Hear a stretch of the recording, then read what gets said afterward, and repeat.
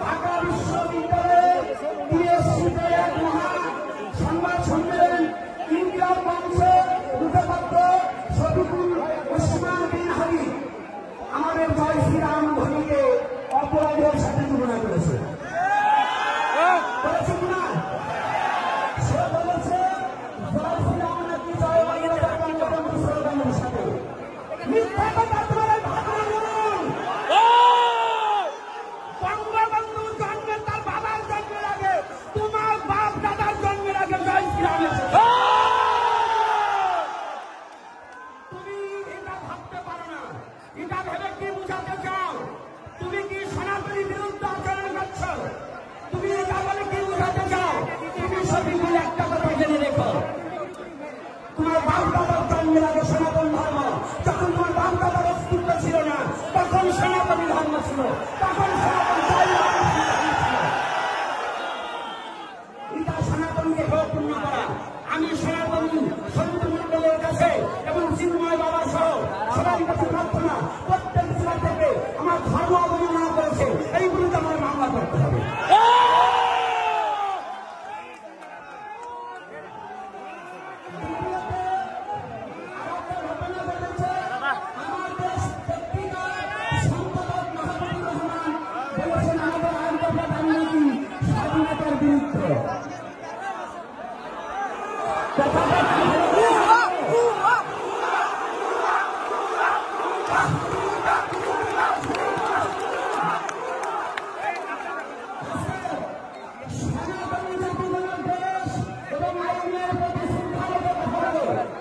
সনাতনী জাতি আইন এবং দেশকে ভালোবাসতে জানে।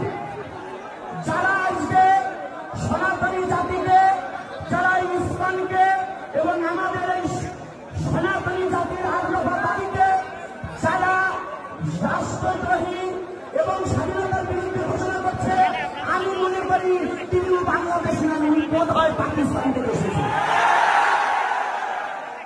ওনাকে একটু ভালো করে জাস্টিফাই করা উচিত যে সনাতনী জাতি স্বাধীনতা বিরোধী কথা বলে, তাহলে উনি নিশ্চয়ই পাকিস্তানি।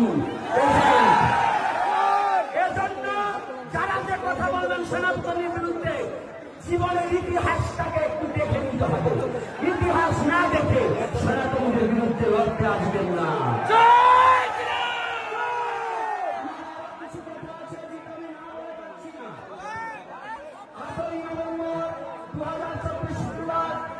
এখানে শাহীজাদা মসজিদে হেফাজত ইসলাম নামে একটি ব্যানার করে সনাতনীদের হত্যার হুমকি এবং ইসলাম একটা একটা ইসলাম ঘর ভরে ভরে জবাই করা হয়েছে। কোথায় বাংলাদেশের প্রশাসন? কোথায় বাংলাদেশের প্রধান উপদেষ্টা? কোথায় যে একটা জাতির প্রতি এত বড় কথা বলতে পারে? এরা কি সন্ত্রাসী নয় কি?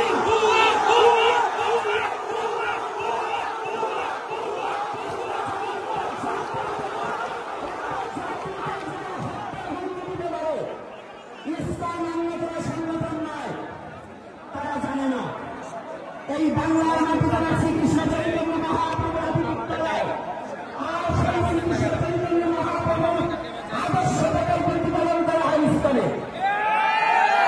আমি যদি ইস্কনের বিকৃত নই, তথাপি আমি বলবো এই ইস্কন আর কখনো এটা বাংলার সংস্কৃতি ফেরত তুলছে। তাহলে ইস্কনে যদি জঙ্গি সংগঠন হয়, যারা প্রকাশ্যে দিবালোকে একটা জাতিকে হত্যা হুমকি দেয়, তারা কি?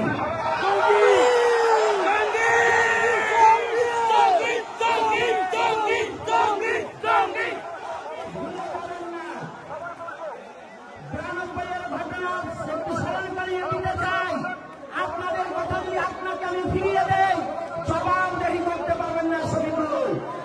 কারণ ৯২তে আল্লাহু আকবার নারায়ে তাকবীর বলে ভোলাতে যে গণধর্ষণ করেছিল, এটা কি ভুলে গেছেন? জয় শ্রীরাম যদি খারাপ হয় তাহলে ওটা কি ছিল? এজন্য সাম্প্রদায়িক দাঙ্গা বাঁধাবার চেষ্টা করবেন না। মাহবুবুর রহমান সাহেবকে বলে দিতে চাই, আপনি চাচ্ছেন এই বাংলার হিন্দু মুসলমান এক সূত্রে গাথা চলতে যাচ্ছে, সেই সম্প্রীতিকে নষ্ট করার জন্য ধর্মীয় উস্কানি দিয়ে এই হিন্দু মুসলমান দাঙ্গা বাঁচাতে চাচ্ছে। আমরা এই ফাঁদে পা দেব না, আমরা এই ফাঁদে পা দেব না। মুসলমান আমাদের শত্রু নয়, শত্রু যারা দেশদ্রোহী, যারা ভারতদ্রোহী, যারা সনাতনকে হেয়পূর্ণ করতে চায়, ওরা আমাদের শত্রু, কোন মুসলমান শত্রু হতে পারে না। আমি জানাতে চাই, আজকে সনাতনী জাতি এবং সনাতনী যুবতী এবং মা বাবারা যারা এসেছে,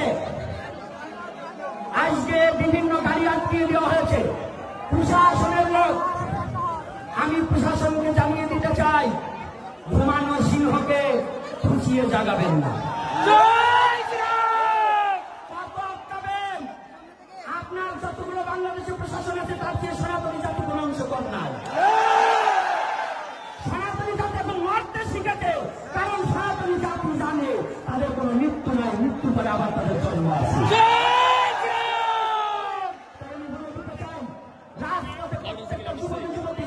অন্যায় ভাবে কারোর সাথে কোনো দাঙ্গা করবো না, কিন্তু এরপরে যত সমাবেশ হবে আমাদের প্রাণের আইন দফা দাবি যতদিন পর্যন্ত মেনে না নেবে, যেখানে আমাদের অ্যাটাক করবে ওখানেই আমাদের সমাবেশ হবে,